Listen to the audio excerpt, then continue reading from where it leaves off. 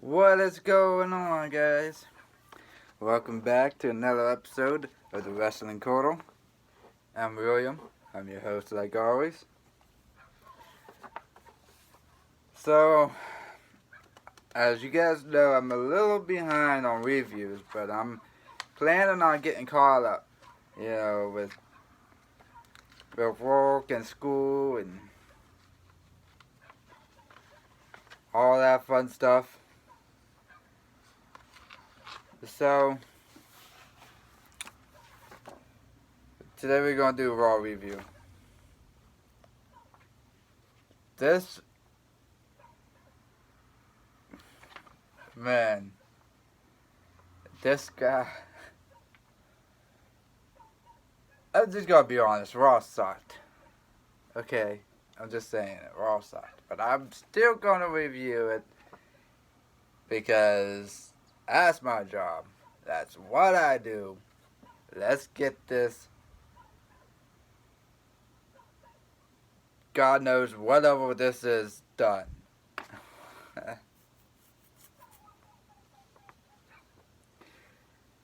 Becky comes out and says that it's time for her legacy of of Becky Two Bouts to come back. And I'm like, oh, okay, that's cool. Show starting out pretty good. Becky Lynch cutting her promo and all that. You know, that's cool. That's cool.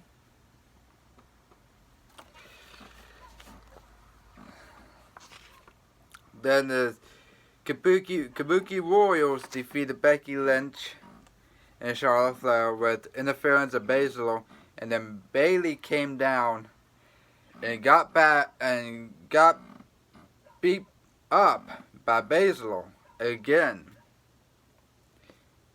Then Bayley beats up Becky. like, come on, you're gonna have Bayley come down. Then you're gonna have Baszler come over, kick the shit out of her, beat her up. And then Baszler runs off, and then Becky chases Baszler off. Then you're gonna have Bayley beat up Becky. They need to do something. I haven't. They need to do something. Although I know they did something on NXT with Bayley, but I haven't seen NXT yet.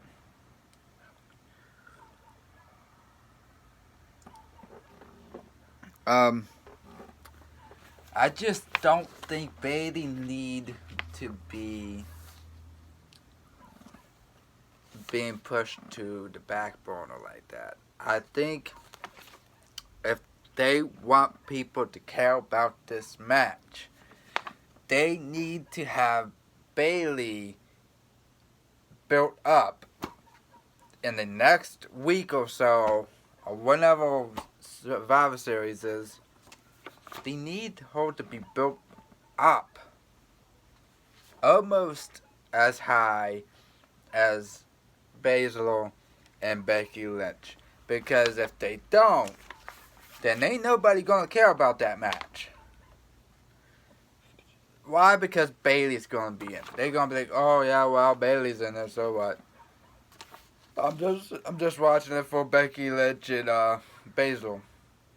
Now I love Bayley. Don't get me wrong. I love Bayley. It's just the fact that it does not look good on Bayley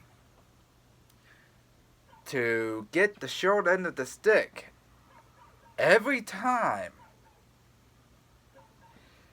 an invasion starts with Baszler or Becky or Bayley or whoever was invading that week. Bayley always get the short end of the stick, and that is not good in this little world they got.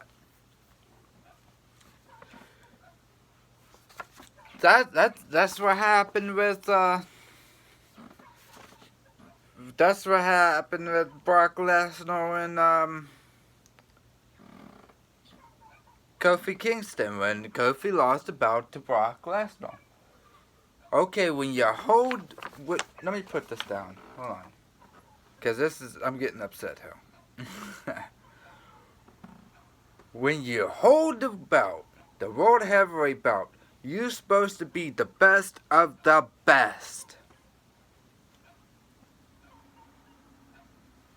I get that they wanted Brock Lesnar to be a beast again. That's fine. They could have had him squash anybody in that roster, anybody in that locker room. They could have had Big Show come back and Brock squash him. Or he squashed Roman Reigns. Whoever. Whoever.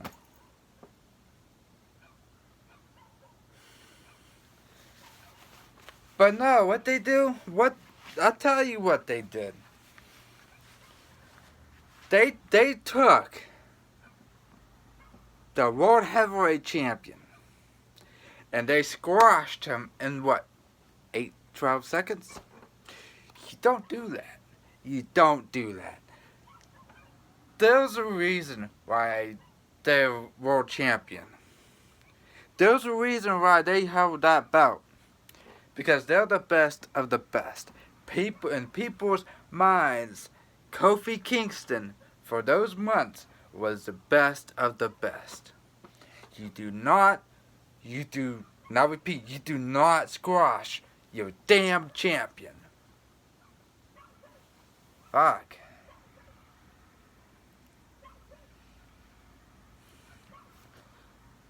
They could have had a good match. Because Brock is good with smaller guys. And Kofi is good with anybody.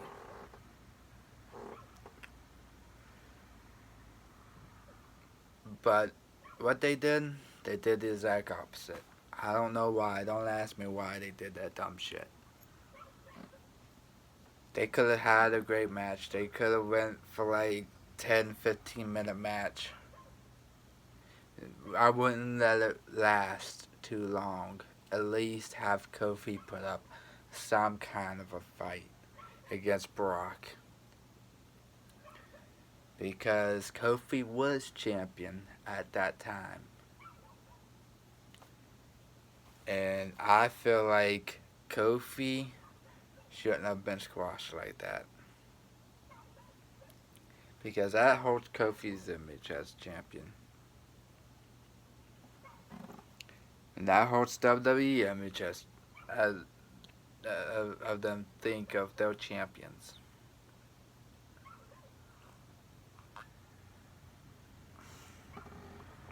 Here I go.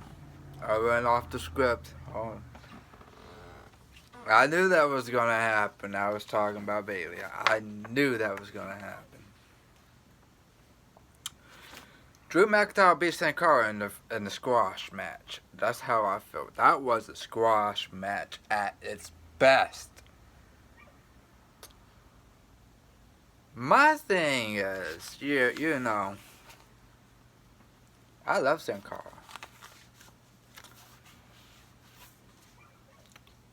I don't know why they're not using him. Sin Cara is probably one of the most talented guys they got on their roster. But they won't use him. Use him right, I mean. I don't get it.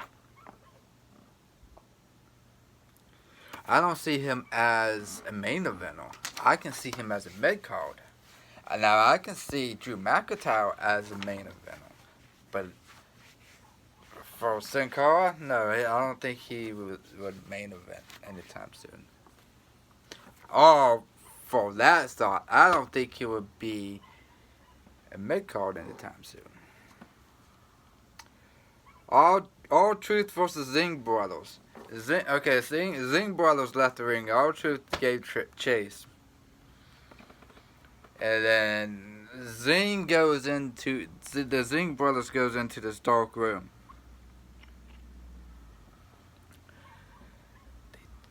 They're like, oh, I think we lost him. I think we lost Truth. They flipped the light on. Eric Rowan. Sitting right there. They get beat up by Eric Rowan. Then R-Truth comes in and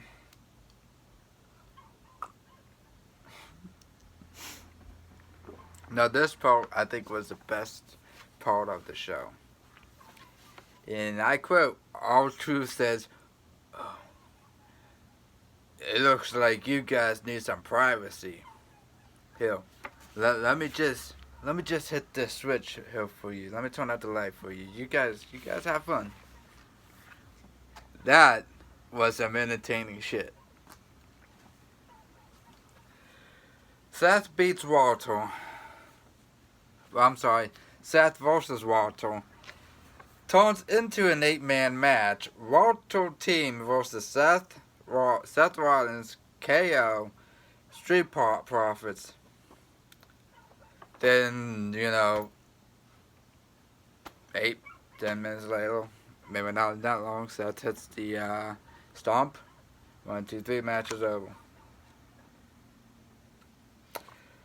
Andrade beats Cedric Alexander. That was a good match.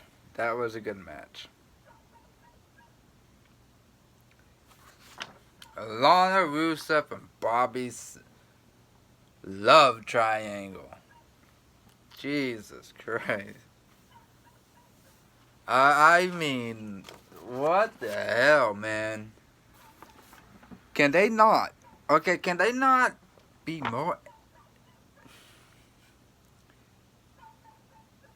more creative than this? More creative than this?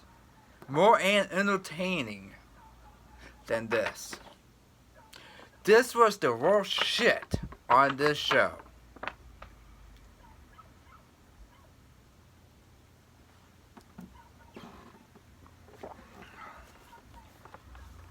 Lana said sex. I don't know how many times.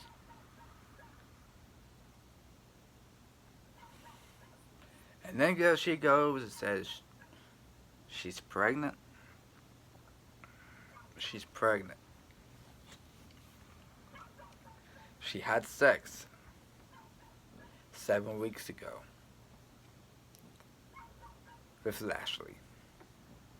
But she's 9 weeks pregnant.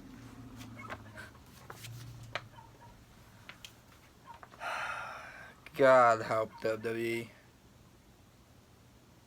God help WWE. And then Lashley comes out. She jumps on Rusev's back. Lashley beats up Rusev. Then they're walking up the aisle, and she's like, "Oh, I can't believe he believed I was pregnant."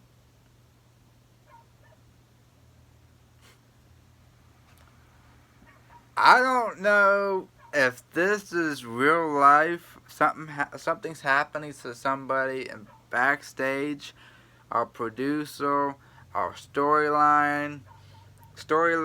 I mean, in real life.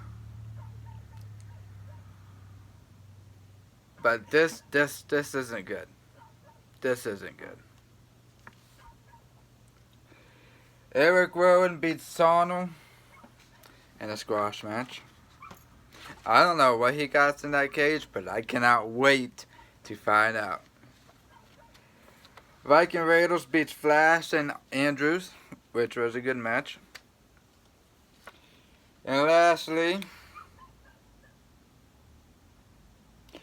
Randy Carleo and Ricochet beats the OC. That was a good match too. I'm not gonna lie, that was a good match too.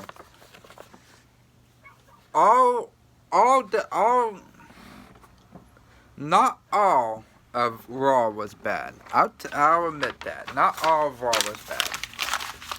Most of it was, but not all of it.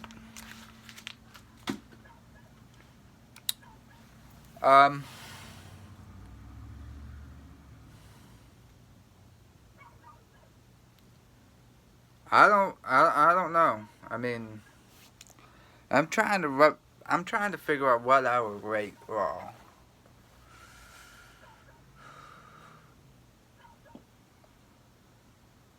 Yeah, I'm not even gonna lie. You know what? I don't have to think about this. I would rate Raw a 4 out of 10 this week. Well, yeah, yeah, this whatever week, the last show of Raw, 4 out of 10.